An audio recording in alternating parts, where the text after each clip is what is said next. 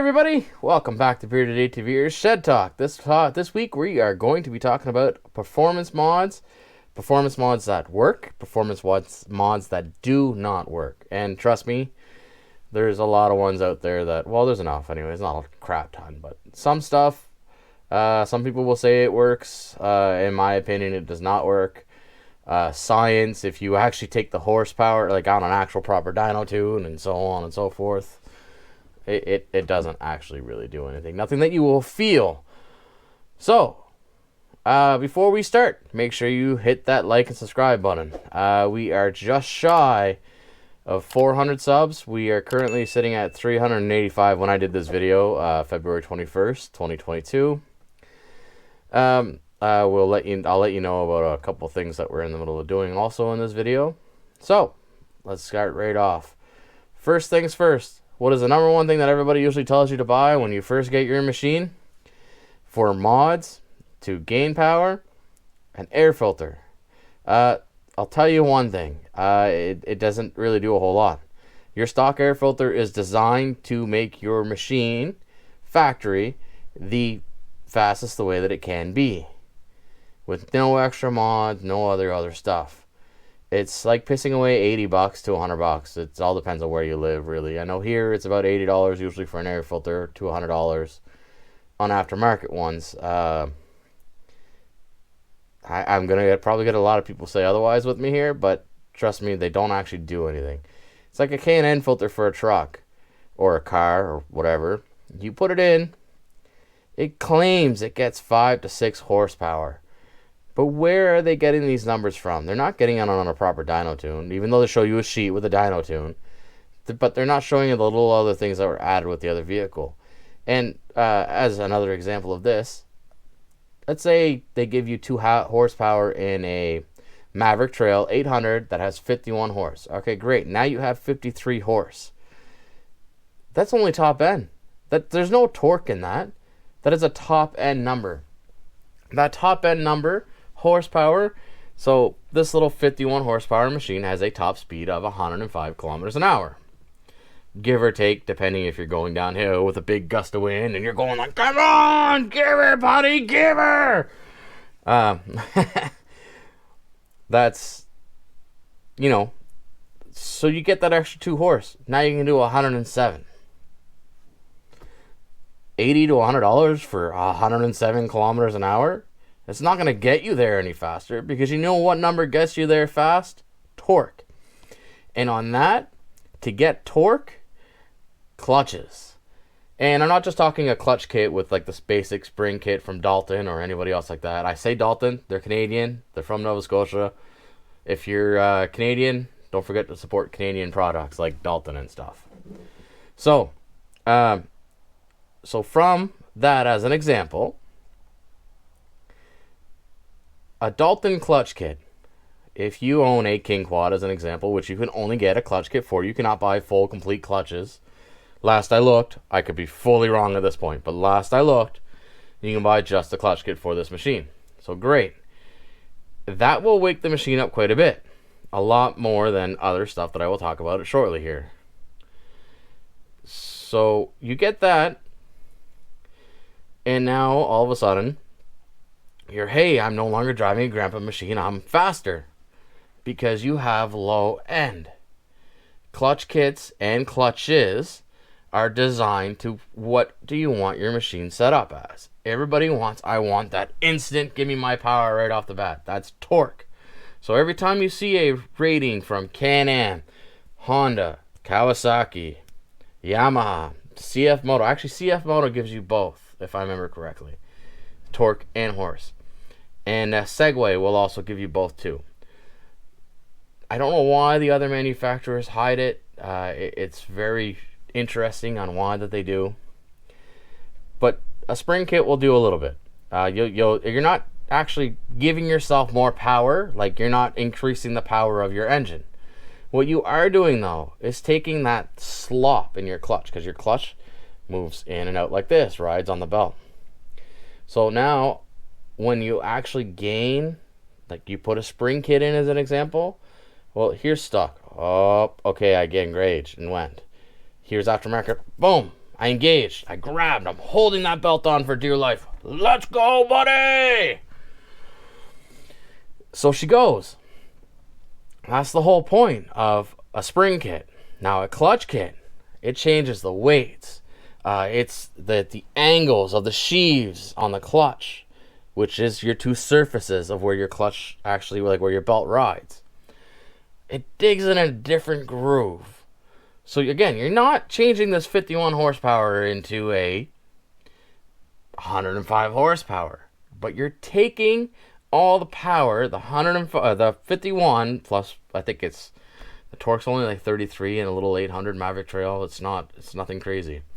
So you're taking that 33 torque and you're able to actually transfer almost all of it to the wheels and to go. Now it's $1,100 versus like a $400 to $500 kit.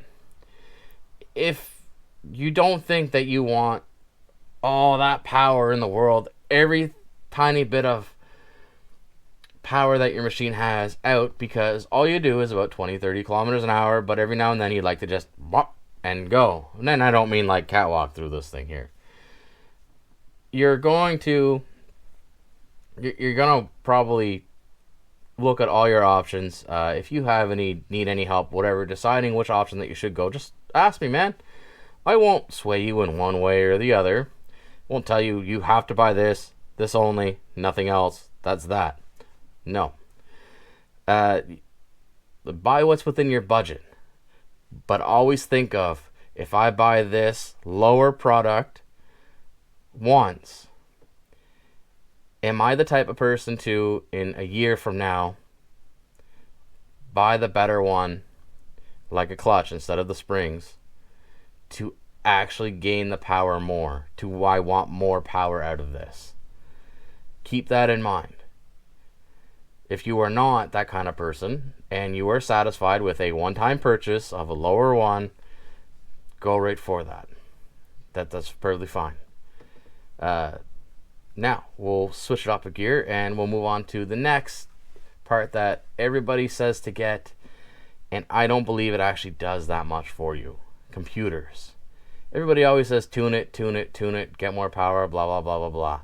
Clutches and clutch kit should be first before a tune. You want to know why? Because not every machine, the actual programmer, doesn't actually do that much. A perfect example is the King Quad. You get that Copperhead VDI from whatever the heck their company is, the Copperhead there. You get it from them. It doesn't do much. All it did when we had my buddies was just remove the rev limiter, even though it claims more power, runs cooler, blah blah blah blah blah. Yeah, the fan wasn't on as much, and you had your reverse limiter off. That was it. That's all we ever noticed. That's $600 for your fan to come on less and your reverse limiter to go away, that you just have to hold a button or wire it so that it doesn't actually come on. That's it. Now, at the time, the Dalton was only $250, and we actually gain power where this machine will actually wheelie. That's a pretty big difference, man. $250 to $600, and you got nothing really out of it, and he ended up going back to the stock one because the Copperhead one kept getting water in it, even though it claimed to be waterproof, and then not work at all. But then you get Dynatech, or Dynojet, sorry, whatever the hell the name is. They claim a lot of things for Can-Ams and stuff like that. Now, the difference between theirs is that they're programmable. You can always change it, play with it, monitor all your stuff. Now, that's a worthwhile purchase because you can actually see what you want, what you're gaining out of it.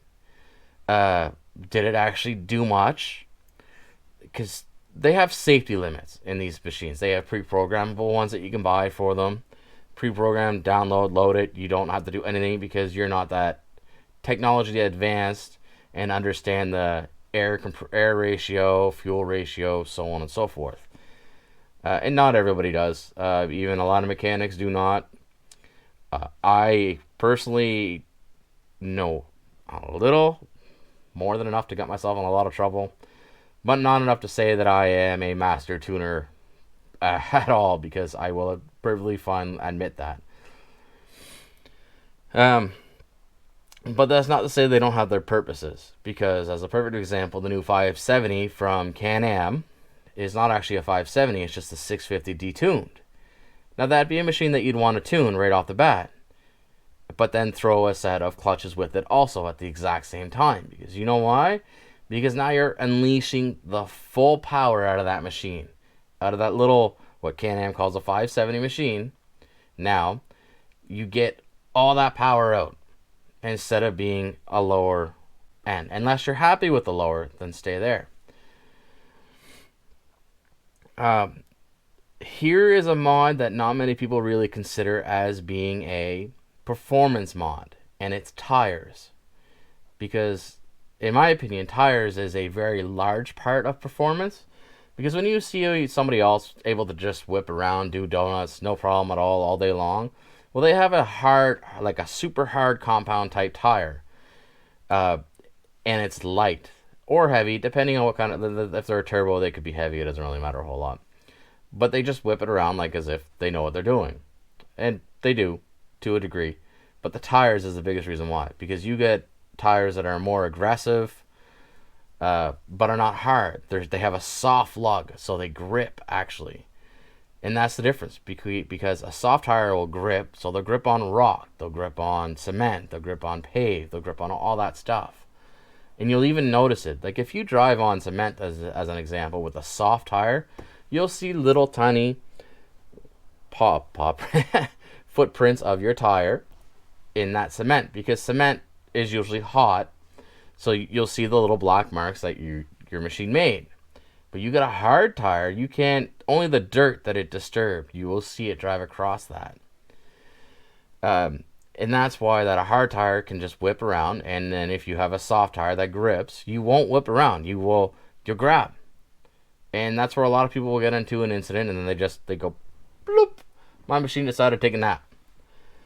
Because it's exceeding the grip to driver capability and machine's horsepower.